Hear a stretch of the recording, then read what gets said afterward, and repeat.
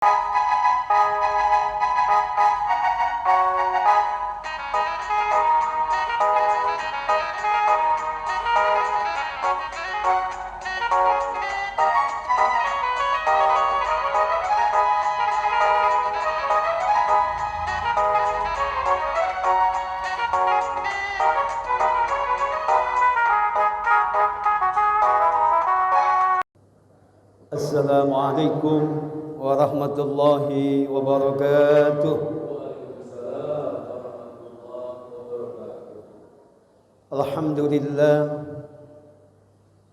Alhamdulillahilladzi nawwara quluba ibadihil mu'minin binuril ma'rifati wa haqiqatil yaqin. Asyhadu an la ilaha illallah waliyyus shalihin wa asyhadu anna Muhammadar Rasulullah habibut taibin. Usalli wa usallimu ala man nasaha dinuhu adyanal kafarati wa talihin sayyidina wa habibina wa syafi'ina wa maulana Muhammadin khatamin nabiyyin wa imamil mursalin wa ala alihi tahirin wa ashabil mujahidin wa tabi'ina lahum bi ihsanin ila yaumiddin. La haula wa la quwwata illa billahil aliyyil azim. Amma ba'du, qalu subhanaka la ilma lana illa ma 'allamtana innaka antal alimul hakim. Wa usikum ibadallah wa iyaya bitaqwallah imtisalil ma'murat wa tinabil manhiyat faqad fazal muttaqun. Awalan diucapkan syukuran jazila, terima kasih kepada pengatur waktu, pembawa acara atas waktunya yang sudah diberikan. Selanjutnya yang saya hormati yang mukarramun, para pengurus Yayasan Masjid Raya Jatimulya, para kiai, para asatidz, para imam dan seluruh DKM Takmir beserta seluruh jamaah bapak-bapak, ibu-ibu, hadirin wal hadirat yang hadir pada kesempatan kali ini yang semuanya saya hormati. Selanjutnya alhamdulillah walhamdulillah summa alhamdulillah. Puji syukur sebelumnya mari sama-sama kita panjatkan kehadirat Allah. Teriring salawat beserta salamnya, semoga selamanya Allah limpah curahkan kepada Nabi kita, junjungan alam paduka mulia baginda Nabi besar Muhammad sallallahu alaihi wasallam beserta keluarganya, para sahabatnya dan para tabi'in. Hadirin wal hadirat yang dimuliakan oleh Allah, saya sangat berbahagia pagi hari ini kembali bisa bersua berjumpa dengan jamaah Masjid Raya Jatimulya setelah sekian lama, berbulan-bulan ya belum berjumpa. Dari sebelum Ramadan sampai Lebaran, sampai sekarang udah mau Lebaran lagi nih besok. Ya, udah mau Lebaran lagi, sekarang udah tanggal 26 kan? Iya 26, 4 tambah 10, 2 minggu lagi ya. Kalau enggak Sabtu ya Minggu lah Lebarannya. Ya. Gimana, sudah pada beli kambingnya nih? Sapi, siap sapi. Hadirin yang dimuliakan oleh Allah, kalau kita sehat, Pak, makan enak, tidur enak, bekerja juga kuat, apalagi kalau duit banyak. Itu kalau sehat. Tapi kalau enggak sehat, kalau sakit, makan enak enggak? Enggak. Makan enggak enak, tidur enggak enak. Iya kan? Pokoknya enggak enak aja. Ngapa-ngapain juga enggak enak, apalagi ditambah enggak punya duit, makin gak enak aja ini Pak. Ya. Jadi kalau badan kita sehat, makan itu enak, lahap. Itu fisik Pak, fisik. Badan, kalau badan kita sehat, fisik kita sehat, makan enak. Nah kita kan bukan cuma fisik, ada mental, bukan hanya jasmani, ada rohani. Kalau jasmani sehat, makan lahap. Demikian pula Pak, rohani atau hati atau batin, bagian kedua yang kena taklif syara kata Al-Ghazali dalam Ihya'nya, itu juga kalau sehat ibadahnya juga lahap. ibadahnya juga lahap, ponyo, gembul kata orang Sunda mah. Ya. Ya kita kalau sakit Pak makan susah, kadang dipaksain. Nah hati kita juga Pak kalau penuh penyakit, apalagi udah komplikasi, ibadah itu berat, kudu maksain, boro-boro lahap. Kata orang Sunda mah ancin. Apa itu ancinnya? Makannya sedikit-sedikit gitu ya. Itu karena hatinya yang banyak penyakit.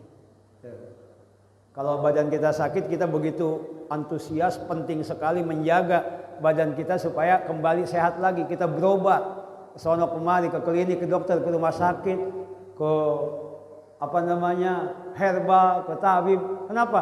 Karena ingin badan kita itu kembali sehat, penyakitnya biar pada hilang. Padahal ya, penyakit badan, penyakit fisik nggak ada yang menjadi penyebab orang masuk neraka nanti di akhirat.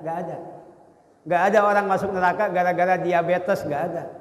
Masuk neraka gara-gara kolesterol, darah tinggi dan lain sebagainya, nggak ada. Tapi penyakit hati, penyakit batin, penyakit kolbu, kalau itu terbawa sampai mati, maka itu penyakit-penyakit hati seperti berbagai macam penyakit yang kita ketahui itu bisa menjerumuskan kepada neraka. Nauzubillah summa nauzubillah min dzalik. Makanya di sini disebutkan qala Nabi sallallahu alaihi wasallam, bersabda baginda Nabi Muhammad sallallahu alaihi wasallam, auhallahu ta'ala ila Musa ibni Imran fit Taurat, inna ummahatil khataya salasun, al-kibru wal hasadu wal hirs. Artinya apa? Allah memberikan wahyu, kata baginda Nabi bersabda, Allah memberikan wahyu kepada Nabi Musa bin Imran di dalam kitab Taurat yang isinya kata Allah, inna ummahatil khataya salasun, al-kibru wal hasadu wal hirs. Sesungguhnya biangnya dosa itu ada 3. Biangnya atau sumbernya dosa itu ada 3. Yang pertama al-kibru, sombong. Sombong ini penyakit hati Pak. Apa itu sombong? Nabi menjelaskan al-kibru batrul haqqi wa ghamtun nas. Sombong itu menolak kebenaran dan merendahkan orang lain. Itu sombong. Menolak kebenaran, sudah jelas kebenarannya, ada dalilnya, sudah disepakati, tapi tetap aja tidak menerima, apalagi kalau datangnya dari yang lebih bawah usianya atau pangkatnya, maka dia menolak, itu sombong. Dan merendahkan orang lain, menghinakan orang lain, selalu memandang orang lain itu lebih rendah dari dia, itu namanya sombong, takabur. Takabur ini satu penyakit yang sangat berat, karena inilah menjadi penyebab iblis dilaknat oleh Allah Subhanahu wa taala. Kalau dosa yang berawal dari syahwat masih ada harapan untuk bisa diampuni dosanya oleh Allah. Tapi kalau dosa yang berawal dari sombong itu sulit diampuni dosanya, seperti iblis tidak mau ketika diperintahkan bersujud kepada Adam oleh Allah Subhanahu wa taala. Jangankan gede sifat sombong ini, kecil aja ini bisa jadi penghalang masuk surga. Nabi mengatakan la yadkhulul jannah man kana fi qalbihi misqalu dzarratin min kibrin. Seseorang tidak akan masuk ke surga yang di dalam hatinya ada sifat sombong walaupun hanya sebesar biji sawi. Sebesar biji sawi aja nggak bakal masuk ke surga, apalagi segede gunung Uhud. Ya, kita kan kadang semua juga punya potensial sifat sombong ini, para jamaah sekalian. Nih, mendingan gua daripada lu mah. Gua mah jarang-jarang berjamaah ke masjid. Masih suka juga, lu mah kagak pisah. Itu udah sombong rendah ya. Mending gua mah jarang-jarang kajian subuh suka ikut juga. Lu mah kagak pisah. Itu udah mengangkat dirinya, merendahkan orang lain. Kadang melihat orang lain itu dengan pandangan sebelah mata. Lu injek tai ayam aja kagak gepeng, segala pengen hajatan lah, segala macam. Itu kan masya Allah, itu merendahkan orang lain.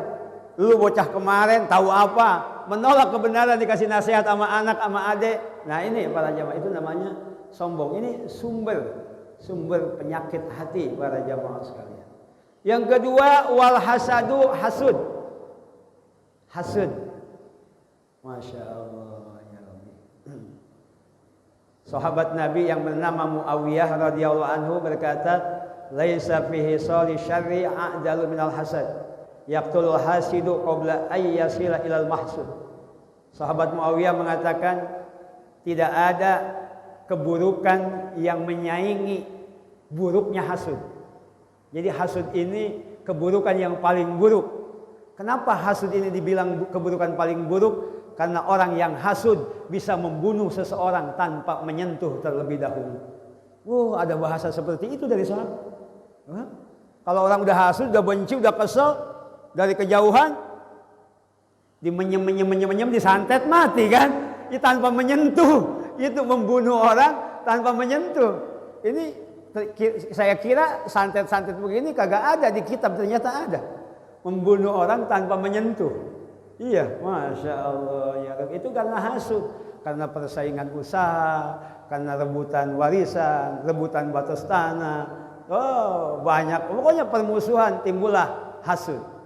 Hasud itu SMS, senang melihat orang susah, susah melihat orang senang.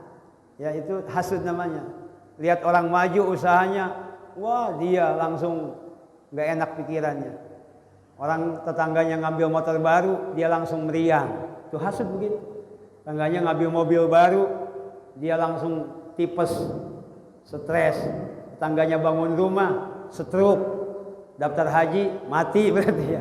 Iya, kalau hasud begitu. Ya, giliran orang lain kena musibah aja, dia senang. Iya, mampus lu di PHK katanya kerjanya. Makanya jangan musuhin dua, belangsak lu. Itu hasud begitu. Iya, motornya ada yang nyuri. Puas, syukurin, motornya hilang. Gua dulu minjem gak dikasih. Tuh, itu hasud itu seperti itu, para jamaah sekalian. Kalau udah hasud, Pak, susah. Tuh, kalau udah hasud, susah. Makanya punya perasaan hasud, benci terhadap orang lain yang berbeda dengan kita. Itu hati-hati, timbulnya nanti suudzon kesananya dan lain sebagainya. Itu karena hasud bisa seperti itu, bisa mencelakakan orang lain. Al-hasad ya'kul hasanat kama ta'kulun narul hatab. Hasud itu menghabiskan, menghancurkan, menghanguskan pahala-pahala kebajikan sebagaimana api membakar kayu-kayu yang kering kerontang. Jadi kalau kayu yang udah kering dibakar langsung hancur, langsung habis. Amal kita juga, Pak, kalau hasud habis. Biasanya kalau hasud mah, Pak, kebanyakan satu profesi. Biasanya petani dengan petani lagi, pedagang dengan pedagang lagi, karyawan dengan karyawan lagi, pejabat dengan pejabat lagi, ustadz dengan ustadz lagi gitu ya. Ya bisa jadi hasud itu, bisa jadi di siapapun, bisa jadi. Iya, ada kecemburuan dan lain sebagainya. Saya kan udah pengalaman yang begitu-begitu, udah merasakan lah ini para jamaah sekalian. Masya Allah, hati-hati. Yang ketiga, sumber keburukan adalah walhirsu, ambisius urusan duniawi. Terlalu cinta duniawi ya. Masya Allah ya Rabbi. Cinta duniawi, hubbud dunya ra'su kulli khati'ah. Cinta dunia itu sumbernya semua keburukan. Kata Imam Malik bin Dinar, "Ija saqamal abdu lam yanja fihi ta'am wala syarab wala naum wala raha. Kadzalikal qalbu idza ghalaba alaihi hubbud dunya lan tanfa'ul mau'izah." Kalau orang sudah sangat cinta dunia, kata Imam Malik bin Dinar, seperti halnya badan. Kalau badan sakit, itu gak enak makan, gak enak minum, gak enak tidur, gak bisa nyanyi. Badan sakit. Kadzalikal qalbu, demikian juga hati.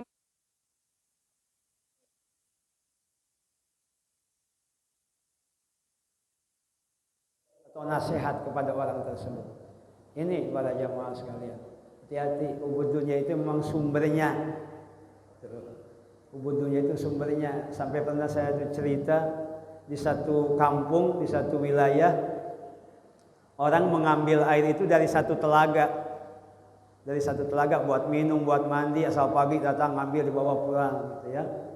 Satu hari ketika masyarakat mau ngambil air ke telaga tersebut, pas dicium airnya bau. Ternyata di tengah telaga ada bangkai anjing. Wah, bau ada bangkai anjing, ini gimana? Satu-satunya sumber air cuma ini doang, tapi ada bangkai anjingnya. Akhirnya masyarakat datanglah ke seorang kiai, seorang ulama bertanya, bagaimana ini solusinya supaya air ini tidak bau dan tidak najis?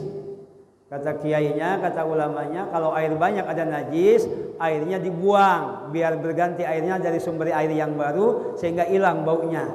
Kalau airnya sedikit ditambah biar airnya banyak, lebih dari 2 kula dan hilang baunya. Begitu caranya. Kalau ini telaga berarti harus diambil, ditawu. Maka akhirnya masyarakat balik lagi ke telaga tadi, kemudian dia mengambil, menawu air tersebut, dikuras. Ayo dikuras, disaatin. Biar hilang baunya. Setelah sekian lama ditawu, dibuang itu airnya, ternyata nggak hilang-hilang juga baunya. Akhirnya mereka balik lagi ke ulama tadi, ke kiai tadi, laporan, Pak Kiai, airnya udah dibuang-buangin. Tapi tetap aja ini airnya masih tetap bau, nggak bisa digunain buat minum, buat masak, buat nyuci, nggak bisa. Kok bisa ya? Ini di kitabnya kalau pengen hilang baunya sama najisnya harus dibuang. Iya, kok nggak hilang-hilang? Masa ini kitab salah ulama berbicara? Ya nggak paham saya juga. Ketika mereka pada mau jalan dipanggil lagi sama ulamanya, makanya entar dulu. Itu udah dikurangin, udah dikuras airnya, iya. Udah ganti air yang baru juga, iya. Masih bau, iya. Itu bangkai anjingnya udah dibuang belum? Belum sih. Ya bagaimana bisa hilang baunya kalau bangkai anjingnya belum dibuang? Itulah perumpamaan hubud dunya, cinta dunia. Kalau cinta dunianya belum dibuang, mau bersihin hati dari kotoran-kotoran hati, penyakit-penyakit hati yang lain pun susah. Mau ngilangin riya susah, mau ngilangin ujub susah. Kenapa? Karena memang hubud dunyanya di situ. Senang dipuji orang, senang disanjung orang, senang kemewahan dan lain sebagainya. Ya udah susah. Makanya yang paling utama lebih dahulu dihilangkan adalah hubud dunyanya, cinta dunianya. Kalau udah cinta dunia, para bapak, masya Allah, kadang lupa giliran ngaji, giliran berjamaah ke masjid, ayo aja mencari dunia, dikejar aja dunia, ngaji ketinggalan, salat berjamaah ketinggalan. Iya, kadang mencari nafkah nggak mikir halal haram, ya kan? Prinsipnya hak 3, halal haram hantem, ya kan begitu? Iya, nggak boleh itu para jamaah sekalian, hati-hati. Ini kalau orang cinta dunia itu seperti itu, kadang punya orang lain juga sikat, bukan hak dia juga sikat. Ini bahaya para jamaah, hati-hati. Kita kan mohon maaf sebagai manusia kita punya 2 hubungan, hablum minallah, hablum minannas. Duribat alaihim dzillatu aina masukifu illa bihabli minallahi wa habli minannas. Akan ditibakan kehinaan kepada setiap kaum terkecuali kaum tersebut menjaga hubungan dengan Allah dan menjaga hubungan dengan sesama manusia. Nah, kita sering melakukan dosa, kita sering melakukan kesalahan, baik kepada Allah maupun terhadap sesama manusia. Kalau kesalahan itu kepada Allah, kita cukup istighfar, minta ampun, taubatan nasuha, selesai. Diampuni dosanya oleh Allah. Wa may ya'mal su'an aw yajlim nafsahu summa yastaghfirullah yajidillaha ghafurur rahim. Ya, at-taibu minaz dzambi kamal la dzambalah. Kan seperti itu. Tapi kalau dosanya atau kesalahannya terhadap sesama manusia, ya, entah kita pukul, entah kita ambil duitnya, kita pinjam, enggak kita bayar, kita hutang, atau kita memakan harta orang lain, hak lembaga, hak masjid, hak pesantren, hak institusi yang bukan hak kita, kita makan. Ini tidak bisa. Langsung minta ampun kepada Allah, istighfar, ya Allah, saya makan uang kantor, ya Allah ampuni saya. Enggak bisa. Kalau yang namanya hak adami harus diselesaikan dulu secara hak adami. Saya menemukan dalam kitab Fawaidul Muhtarah itu Ba'dul Asar sebagian sahabat mengatakan satu keping uang orang lain yang kita makan di dunia dengan cara yang tidak halal, di akhirat mesti dibayar dengan 700 sholat fardu yang makbul. Itu seperti itu Pak. 700 sholat fardu yang makbul baru melunasi satu keping uang orang lain yang kita makan dengan jalan yang tidak halal. Makanya hati-hati, jangan suka makan hak orang lain, jangan mentang-mentang aman. KPK nggak tahu nih, sikat. KKN kan, markup segala macam. Ini ada komisi, ini ada ini, tilap, bahaya. Mungkin di dunia aman, mungkin orang nggak melihat. Allah melihat, malaikat mencatat. Di akhirat urusannya berat. Urusannya berat. Nanti di akhirat yang digunakan untuk pembayaran keadilan bukan harta, bukan uang, tapi pahala amal-amal kita. Man kanat lahu hasanatun uhidza min hasanatihi wa u'tiya lil madlum, kata Nabi. Orang datang bawa pahala yang banyak, diambil pahalanya, dikasihin sama orang yang dimakan hartanya sama kita, sama yang kita zolimi, sama yang kita sakiti. 1 rupiah 1 keping uang dimakan, 700 waktu sholat fardu kita digunakan untuk membayar. Berat.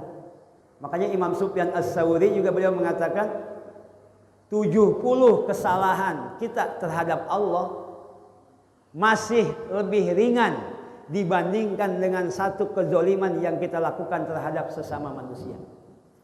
Walaupun hanya 1 dosa kita, mengambil hak orang lain doang umpamanya 1, itu lebih berat dibandingkan dosa yang langsung kepada Allah walaupun melakukannya sampai 70 kali. Ini saking pentingnya menjaga hablum minan nas. Saya ngingetin diri saya aja supaya saya jangan suka kokoro kalau bukan hak kita, enggak usah. Lebih baik kita miskin, lebih baik kita kelaparan daripada kita makan harta haram, harta orang lain, harta yang bukan hak kita. Jangan mentang-mentang kita jadi PNS, jadi pekerja, jadi apa. Ada uang ini, bantuan ke lembaga, ke pesantren, bantuan ke masjid, bantuan ke ini. Kita tilep-tilep aja, ini duit aman, duit pemerintah, gak usah ganti, gak bakal ada KPK. Hati-hati, kalau bukan hak kita, berat urusan di akhirat. Hati-hati, lebih baik kita lapar, lebih baik kita miskin, lebih baik kita hina. Tidak dipandang oleh orang lain karena kita tidak punya. Yang penting jaga muruah kita, jaga agar kita jangan makan hak orang lain sedikit pun. Itu para jemaah sekalian, saya ingin tegaskan itu. Berat urusan. Dalam kitab Dalilul Falihin Syarah Riyadhus Shalihin disebutkan ada sahabat Nabi yang bernama Kirkiroh. Kirkiroh ini tugasnya biasanya bawa-bawa tentengan Nabi, barang punya Nabi dibawa sama dia. Tasnya kalau ada sekarang malah kemana-mana. Setelah wafat Kirkiroh, apa kata Nabi? Kirkiroh ada di dalam neraka. Kaget para sahabat yang lain. Masa iya orang sedekat itu yang suka hodamin Nabi kok masuk neraka? Kok bisa? Kemudian para sahabat merasa aneh. Mereka berlari ke rumah Kirkiroh. Ada apa sampai Nabi mengatakan Kirkiroh ini ahli neraka? Pas masuk ke dalam rumah Kirkiroh, ternyata di dalam rumah Kirkiroh ada mantel. Mantel hasil korupsi. Gonimah belum dibagiin oleh Nabi, dia udah ngambil duluan, udah mutil duluan, itu mantel buat dia. Gara-gara itu Kirkiroh masuk ke dalam neraka. Ini tukang korupsi, ini pemerintah bahaya benar. Sekarang mah enak-enak, triliunan miliaran tuh korupsi. Silakan puas, biar gendut. Puas tuh, empanin keluarga dengan barang haram hasil korupsi. Silakan. Aman dari KPK, KPK-nya temennya, aman, pejabat temennya, aman. Silahkan bersenang-senang sekarang. 1 keping dibayar dengan 700 sholat fardu yang diterima oleh Allah. Bayangkan kalau triliunan ini para jamaah sekalian. Makanya kita walaupun kecil-kecilan jangan sampai kita punya utang gak dibayar. Iya, biarin dia cuman goceng. Jangan cuman goceng. Mau 1000 mau berapa orang lain harus dibayar. Kalau orang udah mampu bayar tapi nggak mau bayar, itu dosanya berputar terus, dosa. Iya, padahal udah mampu, malah nggak dibayar. Iya, ini kan punya utang sama tetangga, yang suka rese kan tetangga, Pak. Kita jalan-jalan, healing. Tahu nggak healing? Healing kalau pulangnya hulang-hulang gitu, habis duitnya kan begitu. Iya, di mana-mana, di gunung cekrek, foto bikin status, di pantai cekrek, makan di restoran cekrek, dibikin status. Tetangganya utangnya belum dibayar, ngomel, Pak, lu makan di mana-mana, jalan-jalan, utang ke gue belum dibayar. Nah, itu. Makanya kalau mau posting status makan-makan, pastikan dulu utang sama tetangganya udah lunas. Kalau belum lunas jangan suka posting-posting, malu tuh. Berat. Tuh utang jangan sampai ke bawah mati. Masya Allah. Dalam kitab Futuhatul Aliyah ada sahabat Nabi yang bernama Abu Rafi. Abu Rafi ini bareng sama Nabi lagi jalan. Jalan ke pemakaman, ke kuburan. Ketika nyampe ke pemakaman, satu kuburan Nabi berhenti. Nabi berkata begini. Ya kamu. Begitu Nabi ngomongnya. Ya kamu. Abu Rafi kaget. Kenapa Nabi kok bilang kamu. Ada apa ya Rasulullah? Ada apa? Kenapa ya Rasulullah kok engkau bilang begitu? Dan ada apa dengan ahli kubur ini? Apa kata Rasulullah? Ini dulu orang ini saya tugasin untuk mungut zakat di Bani Salim. Dia yang ngambilin zakat. Ditilep sama dia, belum dibagiin, udah ngambil duluan. Akhirnya dia dibakar di dalam alam barzah. Nauzubillah min. Ini tilep duluan. Gak ada yang tahu Dia ngasih zakat 200.000, tilep gocap. Kan begitu ya? Itu bahaya, Pak. Bahaya. Hati-hati. Kita kadang pulang dari masjid, di jalan ada uang 100 ribuan yang merah. Kira-kira diambil enggak? Dipungut enggak kira-kira? Pungut, rezeki anak soleh katanya. Anak soleh dari Hong Kong. Itu mah luqotoh masuknya kalau bab fikih. Luqotoh mah ya harus ya disiarkan dulu. Udah bertahun-tahun gak ada yang ngaku baru boleh dipakai. Iya, itu pun kalau ketemu akhirnya harus dibayar-bayar juga kan seperti itu. Hati-hati itu. Kalau ibu-ibu juga, Bu lagi mau nyuci ngodokin kantong celana bapaknya ada uang 100 ribuan. Dikasihin apa ditilep kira-kira? Ya bilang ditilep, tapi kalau udah habis baru ngomong, Pak kemarin uang 100 ribu tapi habis. Kalau belum habis mah takut diminta lagi. Kalau sama suami mah nggak apa-apa. Ini mah kadang punya orang lain, hak orang lain. Ini yang kita mesti hati-hati. Saya ingin mengingatkan, jarang orang mengingatkan seperti ini, sehingga kadang orang terlalu berani memakan harta orang lain. Kalau di kampung apa, kalau lagi musim rambutan naik mobil banyak pohon rambutan, minta rambutan, iya, dia yang minta, dia yang bilang iya. Itu gimana minta maafnya itu? Minta halalnya itu susah pada jamaah sekalian. Kalau hak adami itu susah. Iya. Kita kadang Masya Allah punya utang, tenang banget. Anteng. Kenapa? Si emasnya, tukang kreditnya pulang kampung kagak balik lagi. Kagak usah bayar, kita tenang. Wah justru itu bahaya. Berat nanti di akhirat. Itu harus dicari. Kalau nggak ketemu, cari ahli warisnya, keluarganya. Iya, harus dibayar. Kalau enggak berat nanti di akhirat. Ahli warisnya enggak ketemu juga. Dalam kitab Minhajul Abidin dikasih solusi, silakan bersedekah sesuai nilai nominal hutang dia berapa. Ya, itu pun kalau di akhir nanti ketemu orangnya atau ahli warisnya, tetap hutang tersebut harus dibayar dan uang yang sudah disedekahkan tidak boleh diambil lagi. Kan seperti itu. Jadi kalau Bapak punya uang 10 juta, bukan ucap punya utang 10 juta nih Pak, orangnya nggak ada, ahli warisnya nggak ada, boleh Pak disedekahin ke pembangunan Masjid Jami, Masjid Raya Jatimulia. Pak, saya punya utang 10 juta, ya kata Kiai Incep kalau orang yang nggak ada sedekahin aja ke masjid. Nih Pak, saya sedekah 10 juta. Iya. Pas pulang nyampe rumah, ada orangnya nagih. Oh, orangnya nagih. Pak, ulang, oh iya, tadi udah saya bayarin ke masjid. Lah hutangnya ke saya, baru ketemu Pak. Nggak boleh balik lagi ke masjid. Pak, orangnya ada sini, saya ambil lagi. Nggak boleh. Nggak boleh. Awas, hati-hati. Saya ingat itu ada sahabat yang bernama Hasim bin Abi Sinan. Dia itu ahli ibadah. Ahli ibadah.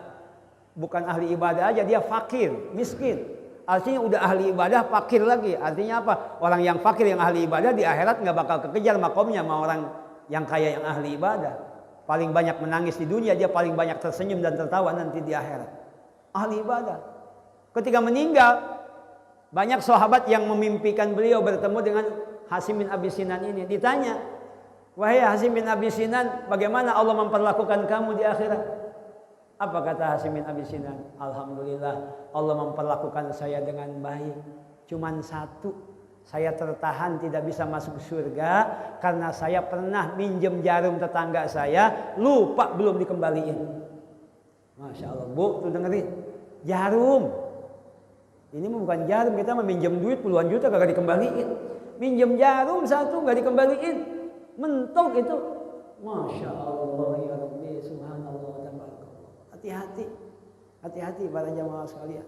Tuh, ini kadang kalau zaman sekarang kan yang namanya utang ini tidak bisa dihindari lah. Tetap aja apa yang utang, apa orang pengen punya rumah yang ngutang, pengen punya motor ngutang, pengen punya mobil ngutang. Ibu-ibu kadang baju seragam pengajian juga ngutang. Ya iya udah sekarang udah zaman kredit ngutang segala macam. Ya bukannya dilarang, dikurangi lah. Ya kalau bisa berhenti, kalau terpaksa nggak apa-apa, tapi jangan teledor di dalam membayarnya, jangan sampai keburu mati. Jangankan orang biasa, orang mati syahid aja nggak bisa masuk surga kalau utangnya belum ada yang bayar. Itu yang mati syahid, apalagi yang mati sangit. Ini para jamaah sekalian, hati-hati kita. Jadi nggak boleh kita makan harta orang lain sepeser pun, sekecil apapun. Kalaupun pernah dulu di masa-masa lalu, catat, bayar, lunasi. Tidak ada pemutihan kecuali orang yang bersangkutan sudah menghalalkan, membebaskan. Itu harus. Man kanat indahu madlamatun li ahihi fa yatahallalhu minha, rawahu Bukhari wa Muslim. Barang siapa memiliki kesalahan, kezaliman terhadap saudaranya, maka segeralah untuk dihalalkan. Kalau dimaafkan ya dimaafkan, kalau hutang dibebaskan ya dibebaskan. Itu harus seperti itu. Yang penting ada pembicaraan, ada niat. Ini kadang orang Indonesia punya utang ditagih, malah galakan yang ditagih ketimbang yang nagih. Iya, jadi gara-gara ngutang putus silaturahmi. Makanya ada yang mengatakan yang paling tajam memutus silaturahmi adalah hutang. Iya, gara-gara hutang jadi nggak ketemu lagi, jadi musuhan. Yang ini nagih nggak dapat kesel, yang ini kesel ditagih mulu nggak punya duit, jadi musuhan. Tuh, makanya iyyaka wadain, hati-hati dengan hutang. Kenapa hati-hati kata Nabi? Karena hutang itu menghilangkan nyenyaknya tidur, mengganggu nikmatnya makan. Baru makan satu suap dua suap, tidik. Wah, aduh bilangin, bapak nggak ada ya. Itu lagi tidur baru kayak tidik. Waduh, bilangin ya, bapak nggak ada di rumah. Itu gara-gara punya utang. Iya, nggak dibayar. Orang punya utang wajar, yang penting dibayar. Kalau nggak dibayar, itu bentuk kezaliman, memakan harta orang lain. Kalau kita yang mengutangi orang lain tidak ada masalah, nggak ada ruginya. Dibayar di dunia, terima, nggak dibayar. Di akhirat keadilan akan ditegakkan oleh Allah. Bahkan kita akan bersyukur kalau utang kita nggak dibayar di dunia, karena di akhirat dibayar pakai amal, pakai pahala. Akan bersyukur. Cuman kalau di dunia kita gedegnya, keselnya minta ampun kalau orang punya utang nggak bayar-bayar. Wah, nyesek sampai bikin status kita. Ini orang lupa apa punya utang, kagak bilang, kagak bisa. Dibikin status biar kebaca. Iya, yang baca orang lain, yang punya utangnya ongkoh bae. Ya Allah ya Rabbi. Ini hati-hati. Kayaknya Pak, secinta apapun kita terhadap dunia, sebutuh apapun kita terhadap keperluan diri, keperluan keluarga, janganlah melakukan hal-hal yang sifatnya memakan harta orang lain. Jangan yang sifatnya memakan harta orang lain, sepeser pun tidak boleh. Kalaupun pernah, kembalikan, selesaikan. Karena kita ingin terjaga hablum minallah dan juga hablum minan nas. Mudah-mudahan fisik kita sehat, badan kita sehat, rohani juga kita sehat, ibadah kita lancar, semua aktivitas zahir batin diberikan kemudahan kelancaran oleh Allah. Amin ya rabbal alamin. Wallahu a'lam bishawab.